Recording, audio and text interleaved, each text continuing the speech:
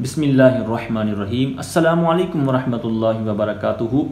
सबसे पहले नाज़रीन आपको हमारे इस चैनल में खुश आमदीद। आइए आज हम जो सबक सीखने वाले हैं वो है बाब तफ़ईल के औज़ान।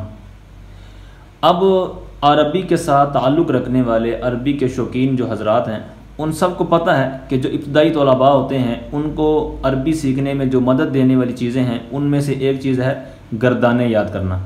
अब जो गर्दानें होती हैं इसकी कई अक़साम हैं, मतलब सलासी मुजर्रद भी होती हैं, सलासी मज़ीद फ़ी, रुबाई मुजर्रद, रुबाई मज़ीद फ़ी वगैरह, ये मुख्तलिफ़ इसकी किस्में हैं जहाँ से गर्दानें चलती हैं। अब जो सलासी मुजर्रद होता है उसके जो मज़दर होते हैं उनके औज़ान मुख्तलिफ़ होते हैं।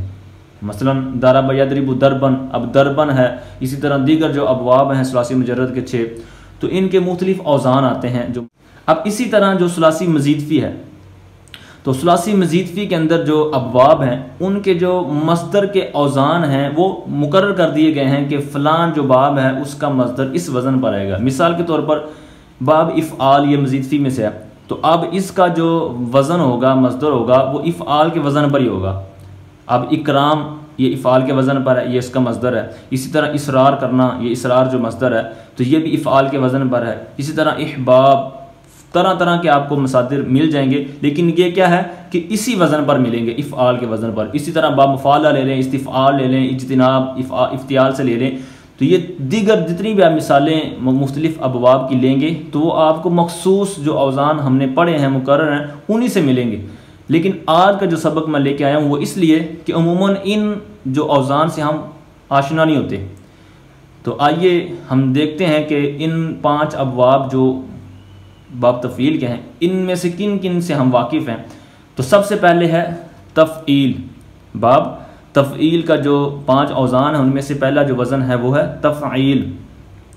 अब इसकी मिसालें मैंने साथ लिखी हैं, जैसे तसरीफ़, जो मशहूर गिरदान हमने सब ने याद किया है। फिर है तकबील, तनकीद, तसनीफ़, तकलीद, तजहीज़ व तकफ़ील, इसी तरह तस्दीक, तनकीद, तनकीह, ये तरह तरह के औज़ान हैं। तो अब ये वज़न जो है वो मशहूर है, जो कि हम सब ने याद किया हुआ है। वज़न नंबर 2 तफ़ईलातुन। तफ़ईलातुन इसकी जो मिसाल है वो है तजरिबातुन। अब जो आगे मैंने 4 लिखे हैं तो ये इतने मशहूर नहीं होते, इस वजह से इतनी इसकी मिसालें भी नहीं मिलती। शाज़ कहीं हदीस पढ़ते हुए, कुरान पाक पढ़ते हुए या कहीं भी अरबी इबारत पढ़ते हुए कोई आ जाए तो ये शाज़ हैं, बहुत कम मिलते हैं। तो लिहाजा अब यहाँ पर जो तजरिबा है ये इसका दुरुस्त तलफ़ुज़ है, दुरुस्त वज़न है। अब आप भी गौर करें कि हम जब ये लफ्ज़ इस्तेमाल करते हैं कि मेरा ये तजर्बा है तो कितना गलत लफ्ज़ बोल जाते हैं, तजर्बा है, तजर्बा है। हालांकि दुरुस्त जो तलफ़ुज़ है वो तजरिबातुन है, क्योंकि ये बाब तफ़ईल का मस्दर है तफ़ईलातुन के वज़न पर। तो अब जब इसकी गर्दान चलाएंगे तो किस तरह पढ़ेंगे? जर्रबा युजर्रिबु तजरिबा तन। ये नहीं करेंगे कि जिस तरह उसका वज़न होता है जो मशहूर हमने पढ़ा हुआ है कि जर्रबा युजर्रिबु तजरीबन, यूँ नहीं पढ़ेंगे, बल्कि जिस तरह इसका वज़न आता है उसी तरह इसको पढ़ेंगे, यानी जर्रबा युजर्रिबु तजरिबा तन। ये वज़न नंबर 3 तफ़आलुन। अब इसकी मिसाल क्या है? तकरारुन। ये हम कसरत के साथ इस्तेमाल करते हैं लफ्ज़ को, जब हम हल्के वगैरह लगाते हैं या आपस में गुफ्तगू करते हैं तो कहा जाता है कि हमने गुफ्तगू की तकरार की, फ़लाँ ने गुफ्तगू की तकरार की, आओ हम सब का तकरार कर लें।